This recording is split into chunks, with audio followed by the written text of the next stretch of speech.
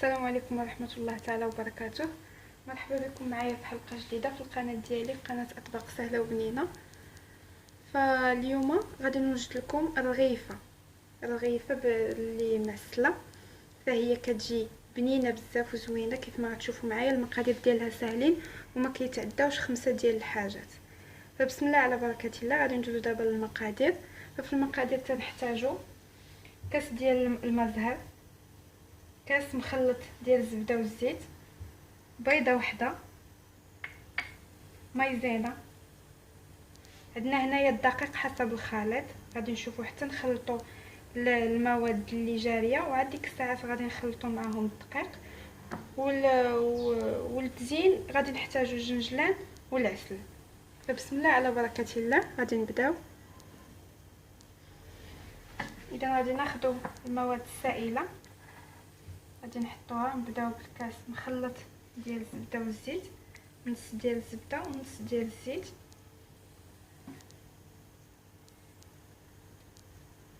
غنزيدو عليه كاس ديال المزهر، وغادي نزيدو البيضه. غادي نخلطوا هاد المواد السائله حتى تنسجم لنا مزيان، وعاد غادي نزيدو عليها الدقيق.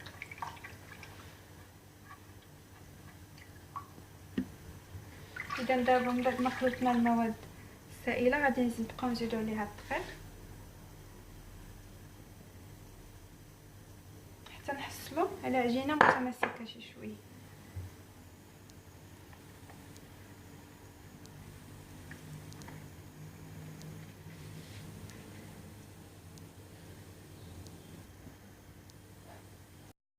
اذا فانا كيف ما كتشوفوا معايا، من بعد ما ضفت الدقيق جمعت لي العجينه على هذا الشكل.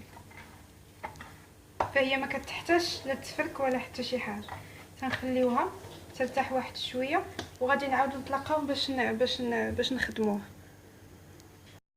اذا فهنايا من بعد ما ارتاحت لنا العجينه واحد شويه غادي نقسمها غير بيدي بحال هكا كويرات، وغادي نجمع هاد الكويرات على هاد الشكل.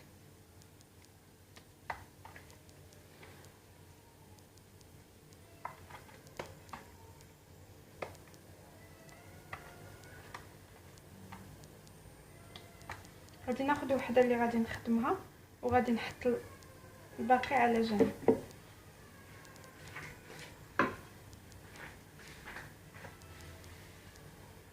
اذا فغادي ناخذ مايزينا خصنا القدر الكافي حيت خصها مايزينا بزاف، وتنبقاو نطلقوا الخليط ديالنا على هذا الشكل.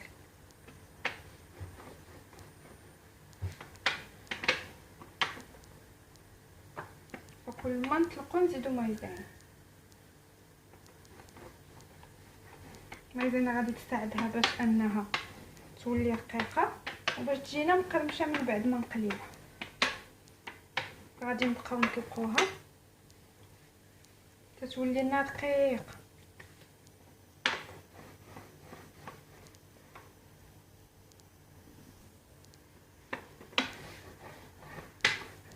هنا كيف ما قلت لكم، من بعد ما رجعت لي دقيقه بزاف كيف ما كتشوفوا على هذا الشكل، كنزيدوا لها مايزينا مزيان. خصها مايزينا، ولا لقينا فين نزيدو نطلقوا. المهم ان خاصها تجينا دقيقه بزاف. اذا هنايا من بعد ما كملنا بالطليق غادي نبداو نطويو على هذا الشكل، واخا ما يكونوش عندنا الاطراف مقادين نطويو هكا.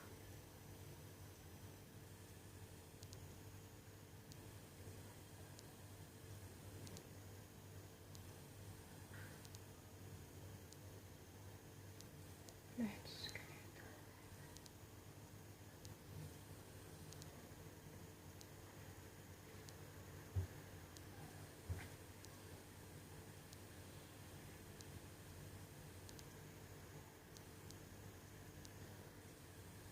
كتجينا بحال هكا. تنخليوها على جنب وتنجيبو حبه اخرى باش نخدموها بنفس الطريقه. تنديروا لها مايزينا، تنديروها على من الجهه الاخرى باش ما تلصقناش.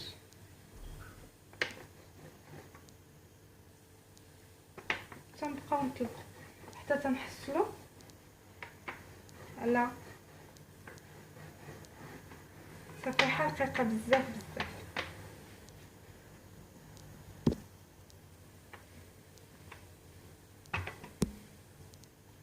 كيف ما تشوفوا معايا هي هذه حتى هي طلقتها رقيقه بزاف، وإلا لقيت ما نزيد نطلق فيها راني غادي نطلق فيها. المهم الحاجه الاساسيه اهم حاجه هي مايزينا.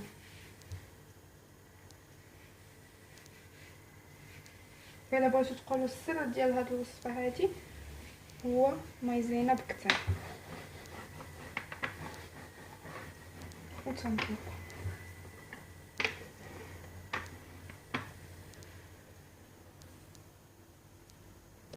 هنايا من بعد ما زدت مايزينا غادي نجمعها.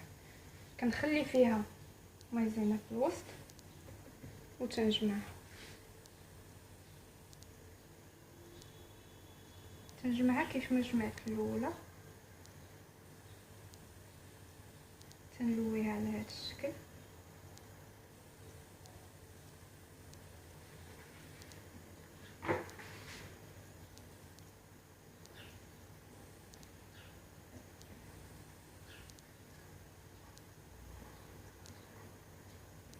نجمعها مزيره.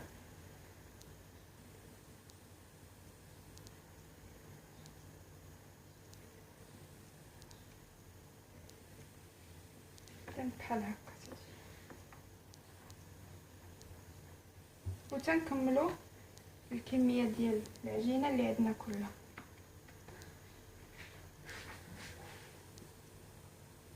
فهنايا من بعد ما لويتهم فهما كيجيوني من الجناب ملوين على هذا الشكل كيف ما تشوفوا. غادي ندخلهم المجمد واحد نص ساعه باش المايزينا تشد فيهم ويجيوني سالين في التقطاع، ونعاودو نتلاقاو في المرحله ديال القلي. اذا فهنايا من بعد ما دوزو لنا 30 دقيقه في المجمد حتى شدوا راسهم مزيان باش يساعدوني في التقطاع ديالهم، غادي ناخذ وحده منهم وغادي نبدا نقطعها على هذا الشكل.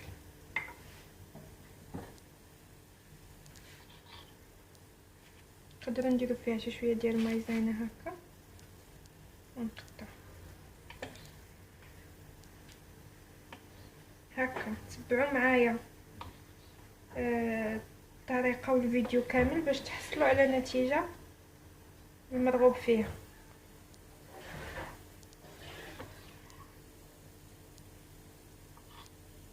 ما تقطعوش هكا، ما تهبطوش، حيت الا هبطوا غادي تعجل لكم الاصابع، غتعوج لكم العجينه. خاصكم تمشيو وتجيو هكا.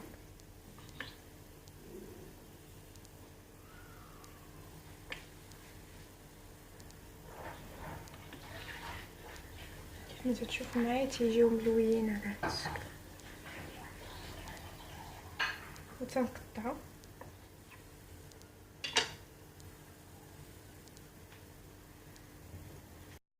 من بعد ما قطعناهم على هذا الشكل غادي نطلقوهم دابا. تنديروا شي شويه ديال المايزينا وتنحطوا وحيده. تنجيبوا الدلاك الرقيق وتنبركو في الوسط بحال هكا وتنديروا هكا. الجناب ما تنبركوش فيهم كاع، غير في الوسط. الوسط كنرقوه مزيان والجناب ما تنقصوش فيه. تجينا على هذا الشكل هذا. تنطلقوهم كلهم على هذا الشكل. تنجيبوا الدلاك تنبركو في الوسط وتنبقاو نمشيو الدلاك ونجيبوه في الوسط. الجناب ما تنقصوش فيه.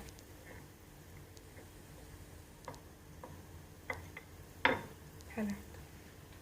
غنزيد نوريكم واحده اخرى.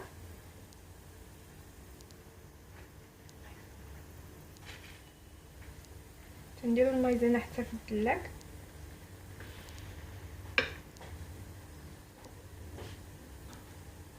كندقو غير في الوسط، الجناب ما تنقيسوش فيه.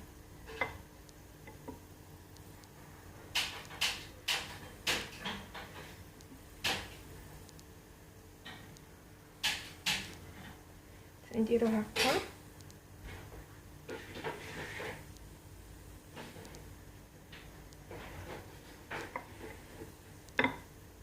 وغادي تنكملوهم كله، ومن بعد غادي ندوزو للقلي. فمن بعد ما كنطلقوهم كيجيونا على هذا الشكل. دابا راه الزيت عندي تيسخن، خصنا نديروهم في زيت سخون مزيان. اذا هنايا ها هو الزيت خاصو يكون سخون مزيان، وتنحطو حداه الكاسرونه ديال العسل باش كيف كنخرجو من الزيت كنحطو في العسل. من بعد ما تنحطوها خاصنا نبقاو نردو عليها الزيت من الفوق باش تبقى تنفخ لينا.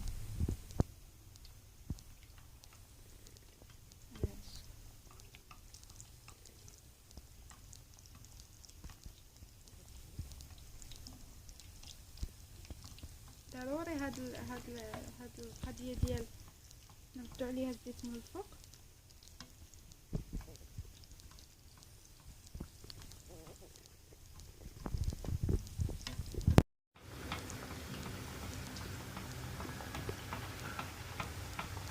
فمن بعد ما تنبقاو نقلبوا عليهم الزيت من الفوق، من بعد ما تيتحمروا لنا من الجهه الاخرى تنقلبوه.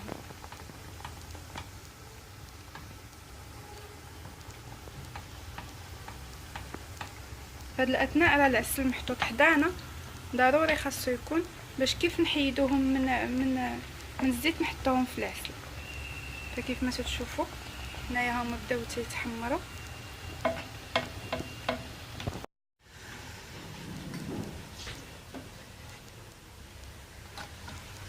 من بعد ما تيتحمروا لنا تنهزوهم من العسل.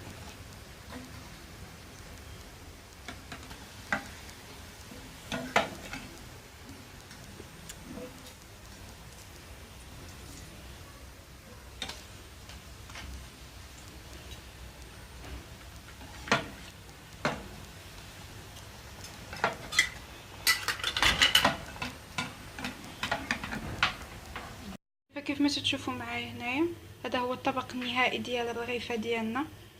فهي كتجي مقرمشه وبنينه بزاف، فكنصحكم انكم تجربوها. فيمكن لنا نشربوها مع القهوه ولا اتاي، ويمكن لنا في رمضان نحطوها في الفطور وفي السحور. اذا فهي كتجي بنينه بزاف، وكيف ما شفتوا المقادير ديالها ماشي بزاف. انا زوقتها بالجنجلان، وكل واحد عنده الاختيار باش يزوقها سواء باللوز ولا باش ما بغيتو. اذا فما بقى لي الا نقول لكم بالصحه والراحه، وشكرا على المشاهده. ما تنساونيش بالدعم ديالكم بلايك والاشتراك في القناه، وشكرا على المشاهده والى اللقاء.